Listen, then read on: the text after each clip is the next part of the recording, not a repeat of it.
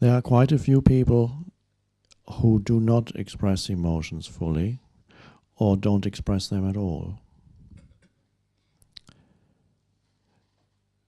Perhaps even more so in northern countries.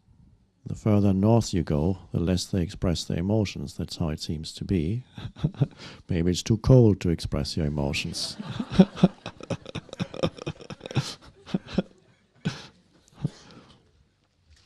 Now, the practice I describe of observing your emotions, allowing them to be, for somebody who habitually does not express emotions, it is not usually the best way to try and observe his or her emotions, because they may not even know what emotions they are having. They may be so much pushed down. So particularly for those people who have been suppressing emotions, it is very helpful to express the emotions, if possible without injuring anybody or yourself, to allow yourself to express emotions and witness that at the same time.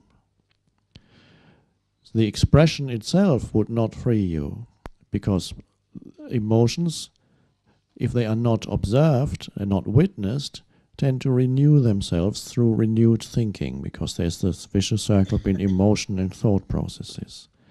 So the expression alone is not enough, because you would simply be stuck with it and express the anger, because the anger dissipates somewhat as you express it.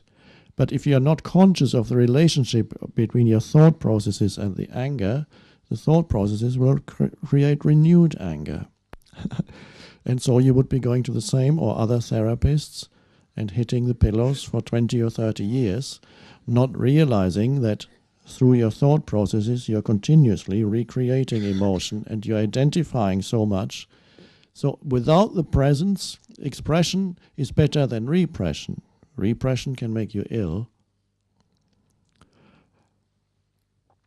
But to transcend, it is essential to be alert and present and watch it as an energy field, so that through the watching it becomes depersonalized, so that you don't feel you're not totally stuck in it. And then you can express it, hit something, not a person if possible, the pillow if it's anger, or scream, and it feels good perhaps.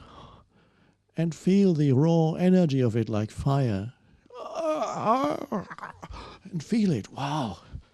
And if you allow it completely and express it, it can even very quickly turn around. And then you can do something useful, that you have enormous energy, and suddenly it gets turned around and it's no longer, it can shift from anger to just being intense energy. Okay, now I'm going to clean my room. Not angry anymore, simply with energy. You could also clean your room still being angry, but that's not good cleaning, because you would be cleaning on a material level, and on an energetic level you would be polluting your room.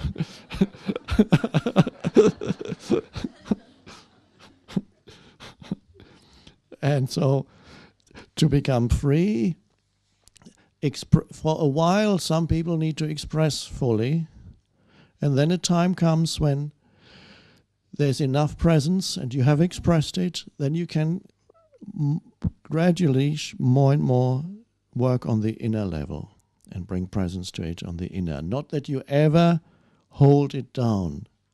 If it wants to and needs to express itself, you may do something. Maybe you can transform it into physical movement, vigorous movement, or whatever it is, and watch, but always be there as the witness. At some point, you find that you have a choice. The emotion arises, you can express it or not express it. And it can simply be transformed or transmuted through bringing presence to it. You will know in the moment whether it needs to express itself or not. If you have never or rarely expressed emotion, then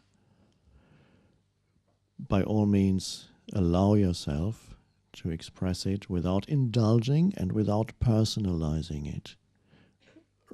Recognizing it as energy, no more, just as energy. And watch.